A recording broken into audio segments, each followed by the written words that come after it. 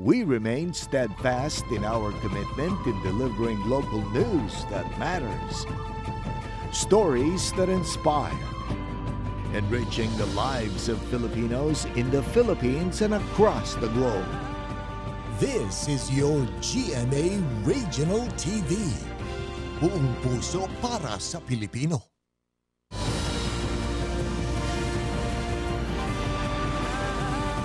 Ito ang GMA Regional TV, One Mindanao.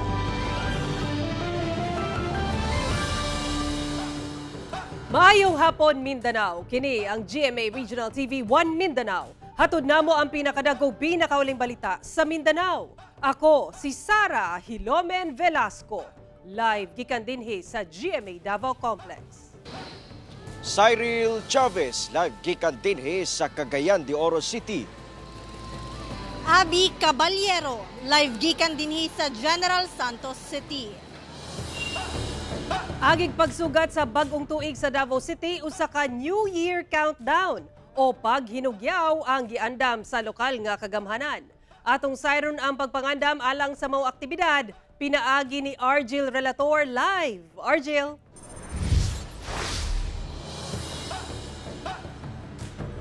Sara, luyong ginapatuman ang total firecracker ban sa Davao City. Mas mahimong lingaw, sadya o bibog gyapon ang pagsaulog ingunan pagsugat sa mga Davaoenyo sa bagong tuig. Kay lagi dunay programa nga ihanyag ang lokal nga kagamhanan nga ginatawag nga paghinugyaw kung asa usa sa mga segments ang Torotot Competition.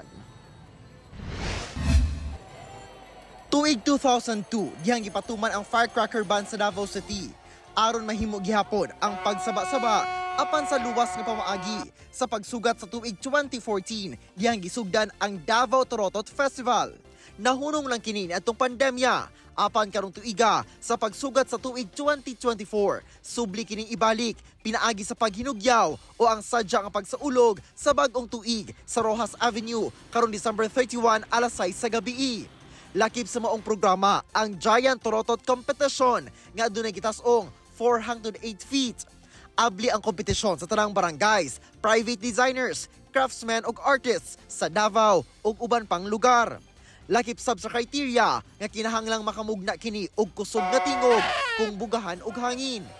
50,000 pesos ang makuhang premyo sa grand winner, 30,000 pesos sa first place, 20,000 pesos sa second place ug 10,000 pesos ang matag usa sa 7 ka consolation prize winners. Gawa sa Torotot Competition, mas mahugyaw ang pagsugat sa bagong tuig sa performance ng kaniiyang banda, DJs ug uban pang entertainers. Hugot nga seguridad sab ang ipatuman sa venue kung asa ana sa kapin 300 ka PNP personnel ang i-deploy.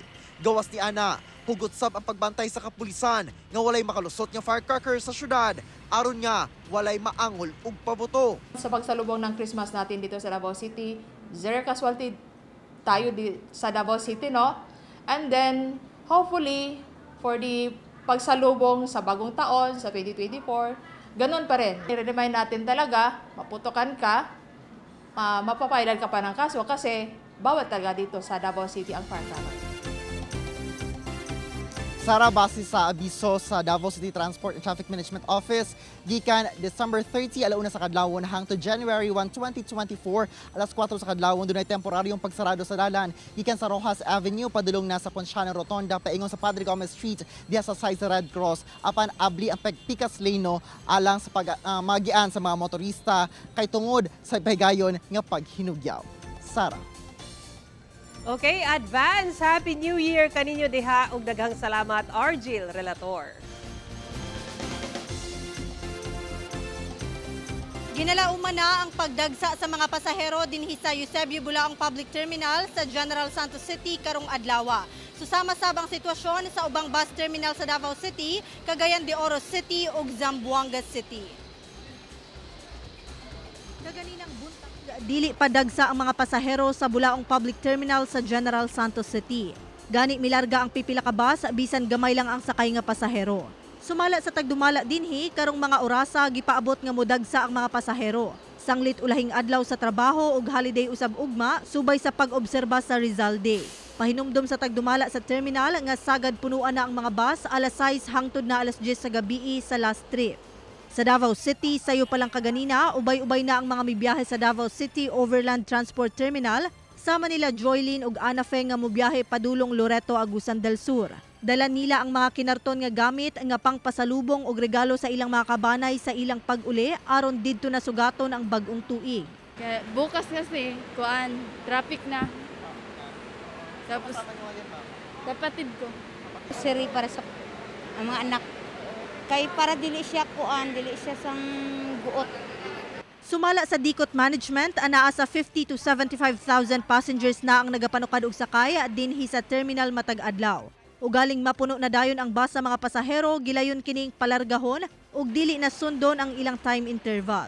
A day before the New Year, based on our experience, dagsa gyapon ang ato ang pasahero.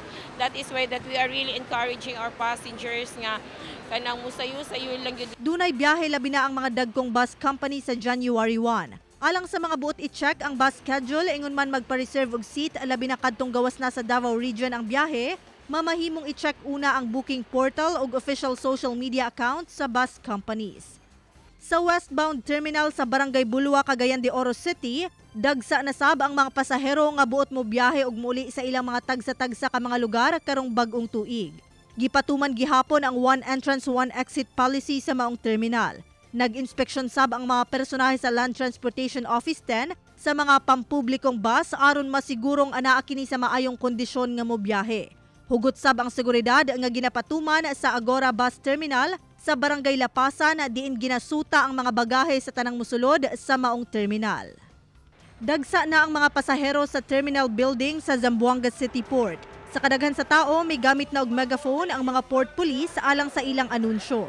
Gigamit na sab ang mobile vehicle sa port police sa pagtransport sa mga senior citizen ug persons with disability padulong sa barko kay isa lang ang shuttle bus sa shipping company.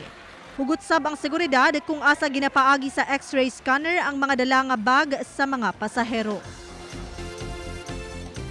Sa atong makitaan karon mga kapuso, anam-anam nang nagkadaghan ang mga pasahero nga manukad dinhi sa Eusebio Bulaong Public Terminal. Gani sa atong nakitaan kaganiha gawa sa kapulisan nga nagabantay, duna sab force multiplier. Hugot gayod ang seguridad nga ginapatuman dinhi aron masiguro lang gayod ang kaluwasan sa mga pasahero. Sa atong mga kapuso diha nga mobiyahe, amping mo. Tulo ka magbanay sa Cagayan de Oro City ang musugat karon sa bag-ong tuig nga walay panimalay human kini daog daw. Magbanay nanawagan karon og tabang. Ani ang report. Nahanaw ang Pinoy-anan sa tulo ka magbanay sa Zone 2 Barangay Kanituan, Cagayan de Oro City human kini naog daw sa sunog. Apektado ang pamilya ni Corazon Castro, lakip na ang pamilya sa iyang tulo ka mga anak nga aduna na sa mga kaugalingong pamilya. Maayo na lang kuno sanglit ang usa sa iyang mga anak kinsa natulog ni atong higayuna nakagawa sa panimalay samtang naog daw kini. Wala akong balay sa akong anak, walay tao, matingala mi nganong unsay nahitabo sa kami, wa mi kabalo kung nganong nainana. Pero amo ang kakuan gyud namo kato iyang battery o solar niya nagikunik. Sigon sa Bulwa Fire Station, gama sa light materials ang balay. Mikabat sa 10,000 pesos ang structural damage tungod sa sunog. Padayon pa ang ilang pagsuta sa hinungdan sa sunog. Kamulo pa karon, under investigation siya. Pero nakaistorya man sila gahapon nga nagagamit sila og kanang battery para sa ilang solar nga suga siguro. Nanawagan karon og tabang ang mga magbanay sanglit wala gayud sila nasalbar nga gamit. Kung kinsa may tao na gusto mo tabang sa amo, kung kuan gyud, kung nailang sobra sa ilang mga kuan financial, kasing-kasing nila pagtabang sa amo, narami mo dawat rami sa kung naay mo tabang sa amo. Alang sa mga buot mo tabang, mamahimo nga magpadala og tabang o i-contact ang magbanay pinaagi sa numero nga makita sa inyong TV screen. Kauban si Makoy Sempron sa kamera. Ako si Cyril Chavez para sa One Mindanao. Gibutiag sa Department of Health nga misaka og halos 400% ang kaso sa chikungunya sa nasod karong tuiga itandi sa miaging tuig. Hinuon walay angay ikabalaka sa Mindanao nga nakatala og ubos nga kaso sa chikungunya. Ani ang hiniusang report ni Argel Relator ug Abby Caballero. Gawas sa dengue, lakip ang chikungunya sa mosquito-borne diseases nga ginatutukan sa health experts. Sa datos sa Department of Health, sugod January 1 to December 2 karong tuiga, misaka og 382% ang ihap itandi sa miaging tuig o 2,889 gikan sa 600 sa miaging tuig. Sagad sa mga kaso natala sa Luzon. Sa Mindanao, sumala sa Department of Health Region 12, as of December 23 karong tuiga, 27 ka kaso sa chikungunya ang natala sa rehiyon. 14 niini sa Cotabato Province, 5 sa Sarangani, 6 sa Sultan Kudarat, 1 sa South Cotabato ug 1 sab sa General Santos City. Sagad matod pa kanila mga 50 to 59 years old kadtong mga dunay chronic disease. Ito ay transmitted sa bites ng isang infected female na mosquito. Hindi talaga siya as in alarming kasi hindi naman din talaga siya as in fatal. Hinuon mild symptoms lang matod pa ang nasinati sa mga nataptan sa maong sakit. Yung pinakano dito ay yung fever, no? Yung fever accompanied by severe joint pain. And then include talaga itong joint swelling, muscle pain, at saka rash. Kung based lang hindi kagaya ng dengue talaga na magkakos ng bleeding o magkakos ng severity. Samtang mas pakusgan matod pa sa DOH-12 ang surveillance o case finding sa mga rural health unit ug sa mga ospital kalabot sa kaso sa chikungunya ug uban pang mosquito-borne diseases. Hinuon sa Davao Region, miubos ang kaso sa chikungunya. Sa datos sa Regional Epidemiology and Surveillance Unit 11, gikan January hangtod December 16, 2023, ana sa 54 ang natalang kaso sa chikungunya sa tibuok Davao Region.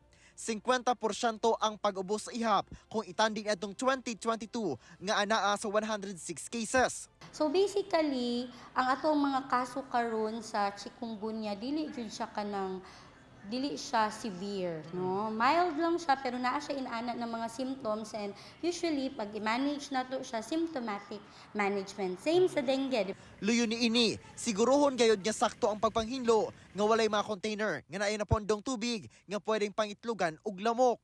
Ang lamok nagapamugad didto sa ligid.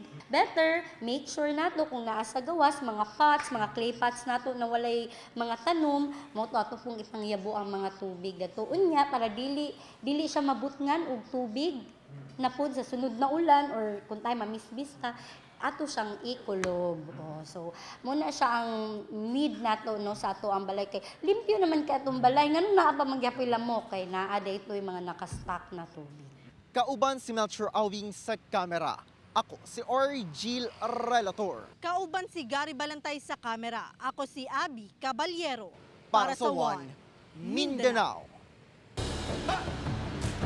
Gitayog og managlahing pagsulay ang mga Mindanawan karong 2023. Lakip dinhi ang pagtayog sa wala og tuo nga linog nga nahitabo sa managlahing parte sa Mindanao asa pipila gayod ang nawad-an og panimalay ug nakabsan og kinabuhi.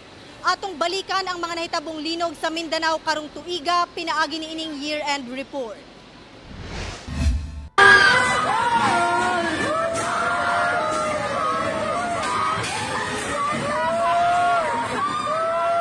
Nasukod ang kalig-on sa mga Mindanawan sa mga nasinating linog karong tuiga. Enero pa lang, magnitude 7.3 nga linog ang mitayog sa Davao Occidental. Hinuon walay natala nga samdan og infrastruktura nga naguba tungod sa maong linog. February 2, gipailawom sa state of emergency ang Davao de Oro Provincial Hospital. Tungod sa danyos nga natala, human ang magnitude 6 nga linog nga miigo sa probinsya February 1. Duna sab pipila ka tulunghaan sa probinsya ang nadanyos ug kapin usa ka gatos nga balay ang nadanyos sab. March 7, magnitude 5.9 nga linog ang mitayog sa Davao de Oro nga miresulta sa landslide sa pipila ka bahin sa probinsya. Kapin usa ka libo ka banay ang mibakwit sa 14 ka barangay nga apektado. Tungod sa halapad nga danyos, gipailawom sa state of calamity ang New Bataan sa Davao de Oro nga labing apektado sa linog. October 4, nabulabog sa magnitude 6.4 nga linog ang Sarangani Davao Occidental ug kasikbit nga lugar. Gani daling mibakwit ang mga naasulod sa building. November 17, subling gitayog og kusog nga linog ang Sarangani, Davao Occidental nga miabot sa magnitude 6.8. Trauma ang hatod niini sa pipila ka bahin sa Mindanao, ilabi na sa Soc-Sargen. Puting kuyawa, oy, murag nakaingo kong hurot na mi. Halapad nga landslide ang gibilin sa linog. Dunay nagdinaganay tungod sa kahadlok nga dunay tsunami. Sanglit kalit nag low tide human ang pagtayog. Hilabihan sab ang danyo sa mga mall sa General Santos City. Miabot sa siyam ang patay sa General Santos City ug Sarangani Province. December 2, gitayog og magnitude 7.4 nga linog ang dakong bahin sa Mindanao, asa ang epicenter niini sa Hinatuan, Surigao del Sur. Maong gilayong gipailawom sa state of calamity ang lungsod tungod sa halapad nga danyos. Baba lang tay. Libuan ka aftershocks ang natala nga milungtad og pipila ka adlaw. Miabot sa 3 ang patay sa Davao del Norte ug Surigao del Sur.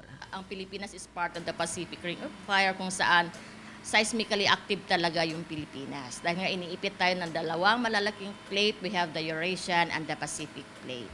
Sumala sa FIVOX Gensan, importante matod pang andam gayod ang mga City Disaster Risk Reduction and Management Council sa mga samang hitabo. Gani importante sab nga mo partisipar ang mga residente sa mga ginapahigayong earthquake drill. Before pa ng damaging event, malaki na yung pagsasama ng mga LGU collaborative na yun na event. So mga linkages madali na pag may kailangan sila, may information silang kailangan, mga maps, hazard maps man yung mga ganon. So participate para at least naman ma-educate tayo. Ano ba yung gagawin natin pag magkaroon ng lindol? Kauban si Gary Balantay sa kamera. Ako si Abby Caballero para sa GMA Regional TV 1 Mindanao Year-End Report.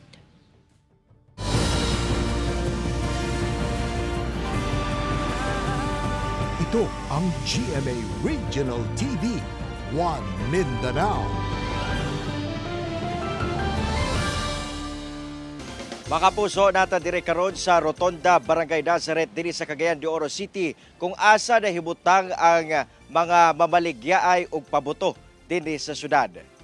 Karong hapon mga kapuso atong naobserbahan nga hinay-hinay nang bidagsa ang mga mamalitay ug pabuto dinhi sa Rotonda karong adlaw. Sagad sa mga namalit ginakuha kato mga baratuhong baligya sama na lamang sa mga sparklers, fountains ug mga ginagmay nga pabuto. Matod sa mga mamaligya ay mas barato gyapon ang ilang baligya karong panahona kung itandi sa mga milabayng katuigan. Apan minus gyapon ang ilang mga customer nga gakakita busa ilang panghinaot nga aduna pay mga customer nga moapas og palit karong adlaw o di bakaha hantod sa pizza 31. Hinoon wala matud pay anga ikabalaka sanglit sakto pa ang stocks nila dinhiya. Pahimangno lang nato sa tuwa ka puso nga magdoble amping sa paggamit sa mga pabuto. Mga kapuso, karon malinawon ang sitwasyon dinhi sa Rotonda diri sa Barangay Nazareth sa Cagayan de Oro City og nakaplastar na ang tanang mamaligyaay og pabuto dinhi. Gani napoy mga pipila nga namaligya pod og torotot para sa mga dili gusto nga magpabuto sa pagsugat karong bag-ong tuig. Anasab ang mga personahe sa Bureau of Fire Protection aron magsiguro sa seguridad ingon man magbantay dinhi sa lugar. Gitugutan na sa LTFRB nga makabiyahe ang mga non-consolidated public utility vehicle hangtod January 31, 2024. Dugang detalye sa report ni Kent Abrigana. Tulo ka adlaw una ang December 31 deadline alang sa PUV consolidation. May pagula og memorandum ang Land Transportation Franchising and Regulatory Board kung asag natugutan na ang pagbiyahe sa mga operator nga wala pay transport service entity hangtod sa January 31, 2024. With regards sa mga public utility vehicles nato na outside Davao City. So ang effect ni ana is if wala na-consolidate ang mga operators, so ilahang mga existing na mga provisional authority will be cancelled and revoked. But if katong naatay yung mga ruta man na outside Davao City na wala joy nag-consolidate, meaning individual operators tanan, walay nag-form of cooperative or corporation or nag-consolidate into a single juridical entity, so ilahang nasa authority to operate until January 31, 2024. Sa dato sa LTFRB 11, sa tibuok Davao Region, anasa kapin 700 ang ihap sa mga PUJ unit. Anasab sa 70 to 80% sa maong ihap nakakonsolidate na. Busa doon na ihatag ng special permit alang sa mga nakakonsolidate na aron makabiyahe sa mga gagmay nga ruta. Matabang usab ang mga lokal nga kagamhanan aron bantagan og libreng sakay ang publiko. Samtang gipaklaro sa LTFRB 11 nga dili lakip ang Davao City sa gipagula nga memorandum. In Davao Region, na natay duha ka buok na modernization program diri sa Davao Region. Ang first is ang Davao Public Transport Modernization Project, which is a modernization program na applicable within Davao City, within Davao City na mga ruta and mga public utility vehicles. And outside Davao City, mauna siya itong ginatawag na the Public Utility Vehicle Modernization Program. Busa pagkauman sa December 31, mamahimog gihapon nga makabiyahe ang anaa sa kapin 6,400 ka mga PUJ sa Davao City hangtod sa panahon nga i-implementar na ang Davao City Bus Project. Although they can consolidate, they can form cooperatives and corporations, but they are not required to consolidate based on the guidelines na gihatag sa Public Utility Vehicle Modernization Program. It is because they will be under another or a separate modernization program, which is the High Priority Bus System or the Davao Public Transport Modernization Program. Ang ubang PUJ driver, gikalipay ang maong balita. Samtang karon nga wala pa, unta tagaan po nila kuan nga dugay-dugay pa para napuntay panginabuhian nga tarong. Kung mahimol unta, wala na tong priority bus. Kay padayon na ning mga PUJ. Miani sa pag nagkadaiyang reaksyon sa mga pasahero ang pag-phase out sa mga traditional jeepney. Lisod kaayo kay naanad magud ko na nga jeep jud. Mas okay gud ang jeep pero kung mawala na gud sa wala tayo mahimo. Kauban si Mel Colmenares sa kamera. Ako si Kent Abrigana para sa One Mindanao. Karong misakasab ang presyo sa mga lingin nga prutas sa Pulamulok South Cotabato. Ang ubang mamaligya ay mihimo na og fruit baskets aron dili na maglisod ang mga mamalitay sa pagkumpleto sa 13 ka prutas alang sa medianoche. Aniyang report. Kamatikdang gamay pa lang ang gapamalit og prutas dinhi sa public market sa Pulamulok South Cotabato. Apan lauman matud pa nga adlawng Biyernes hangtod na sa Domingo, mudagsa na ang mga mamalitay og lingin nga prutas nga kauban sa ihikay matag medianoche. Gani tradisyon na sa mga Pinoy nga mag-andam gayod og mga bilog nga prutas tungod sa tinuuhan nga magdala kini og swerte sa bag-ong tuig. Dungan sa pagtaas sa demand, misaka sab ang presyo sa mga lingin nga prutas. Ang orange ug apple tag 10 pesos to 35 pesos depende sa gidak-on. Ang green apple tag 35 pesos. Tag 15 pesos ang pears nga gagmay, 35 pesos ang dagko. Ang chiko tag 80 pesos per kilo. Tag 50 pesos per kilo ang watermelon. Ang kiwi tag 40 pesos matag usa. Ang mangustin 200 pesos per kilo. Ang oway tag 200 pesos per kilo. Ang longgan tag 250 pesos per kilo. 80 pesos per kilo ang pomelo. Ang grapes tag 300 pesos per kilo. Sa mga paigo lang ang budget, pwedeng makapalit og ginagmay sama ning grapes nga nakaputos. Ang pinakagamay tag 50 pesos lang. Mas okay po nga masayo pa sila mamalit og mga bilog-bilog na prutas kay maka-less pa sila sa mga prices. Sa mga buot og less hassle sa pagpili og prutas, duna sila isama ni ining nakabasket na. 13 kinds nga prutas, kompleto ta dire. 300 lang siya ma'am. May urayata na may basket na. Kauban si Gary Balantay sa kamera. Ako si Abby Caballero para sa One Mindanao.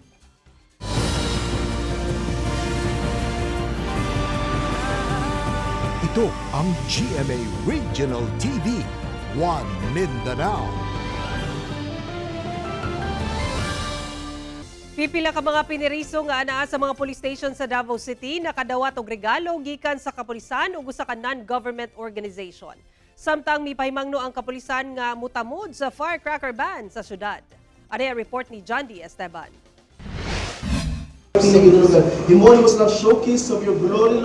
Gipaampuan ang mga piniriso dinhi sa Ecolan Police Station sa Davao City. Kini atol sa pagkapudapod sa Davao City Police ug sa usa ka non-government organization og regalo sa mga piniriso sa tanang istasyon sa Davao City. Basi kaning mga piniriso, they are also citizens of our country nga taga natog pagtagad no.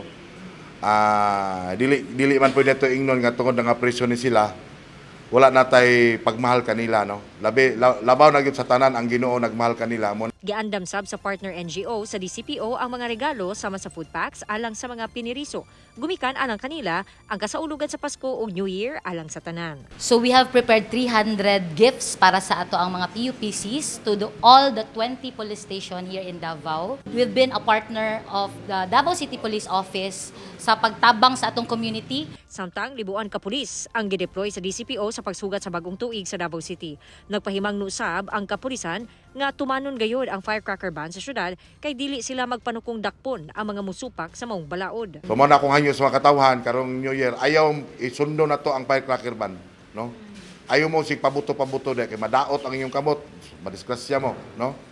Mag-amping ta kanunay, isumbong ninyo ang mga unsa diha nga mga mabilin nga bag, unsa diha concern ta dapat i-implement nato si culture of security sa Davao, no? Magtidamay kita para mamintinan nato ang kausay kalinaw sa Davao City. Ako si John D. Esteban para sa One Mindanao. Mga kapuso, ipahigayon na karong Domingo, 10:30 p.m. sa GMA ang Kapuso Countdown to 2024. Mga kapuso, doon na ba mo'y plano kung asa sugato ng tuig 2024? Kung wala pa, let's all unite sa Kapuso Countdown to 2024. Kauban ang inyong favorite Kapuso stars sama nila ni Julie Ann San Jose, Raver Cruz, Ken Chan, Christian Bautista, Andrea Torres, Sanya Lopez ug Miss Universe Philippines 2023, Michelle D. Present sab ang ubang Sparkle stars sama nila Kailin Alcantara, Christopher Martin, Isabel Ortega, Lexi Gonzalez, Ashley Ortega ug Rabia Mateo ug daghan pa. Karong Domingo na kana 10:30 p.m. mga kapuso sa GMA Network YouTube page. Mga kapuso, tulo ka adlaw na lang, bagong tuig na. Mao kadto ang mga ulahing balita sa Mindanao karong adlaw. Mamahimon ninyo kinig makita pag-usab pinaagi sa pagbisita sa official website sa GMA Regional TV o bisitaha ang among official YouTube channel o i-click ang subscribe button para sa pinakaulahing balita.